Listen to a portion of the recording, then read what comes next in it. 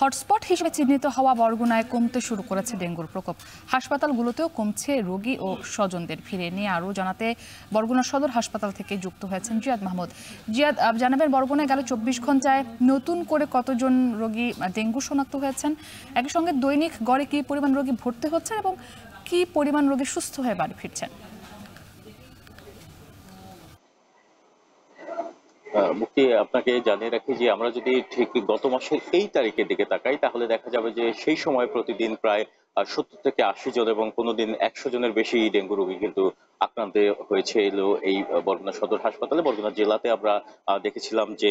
প্রতিনিয়তই কিন্তু সেই সময় মৃত্যুর মিছিল যে বাড়ার প্রবণতা ছিল। তবে এখন এই সময় এসে আগস্টের এই সময় এসে আমরা দেখলাম যে প্রতিদিন কিন্তু আক্রান্তের সংখ্যা কমছে, সেই সাথে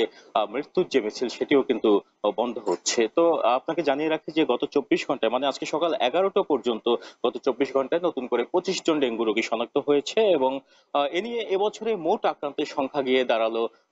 5,477 জনে এবং হাসপাতাল কিংবা অন্যান্য স্বাস্থ্য কমপ্লেক্সে আজকে ভর্তি রয়েছে মাত্র 90 জন ডেঙ্গু রোগী এবং আপনাকে জানিয়ে রাখি অধিকাংশ রোগী প্রায় 4,300 জনের মতো ডেঙ্গু রোগী সুস্থ হয়ে তারা বাড়িতে ফিরে গিয়েছেন এবং এই যে রোগী কমার যে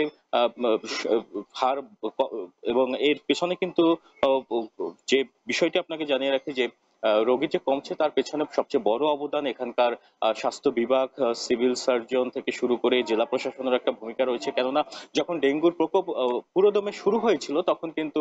জেলা প্রশাসন তারা পরিচ্ছন্নতা কার্যক্রম, মশক নিধন অভিযান তারা সম্পূর্ণরূপে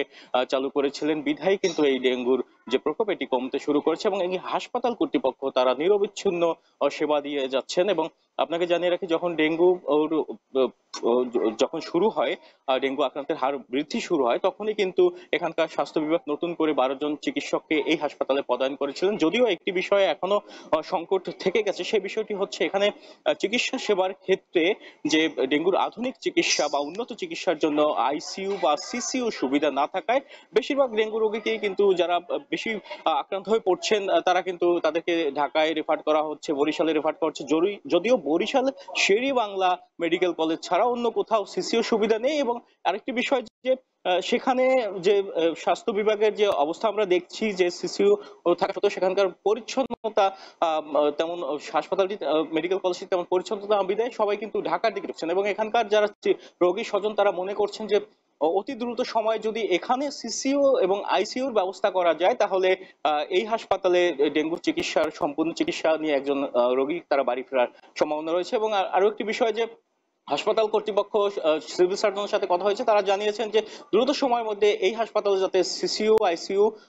ব্যবস্থা করা যায় সে বিষয়ে তারা স্বাস্থ্য মন্ত্রণালয়ের সাথে কথা বলেছেন এবং তারা আশা করছেন অতি দ্রুত সময়ের মধ্যে আইসিইউ এবং সিসিইউ এই হাসপাতালে ব্যবস্থা করা যাবে বলে তারা আশাবাদী। তো এই ছিল বরগুনা সদর হাসপাতাল থেকে আমার কাছে সবশেষ তথ্য। মুক্তি।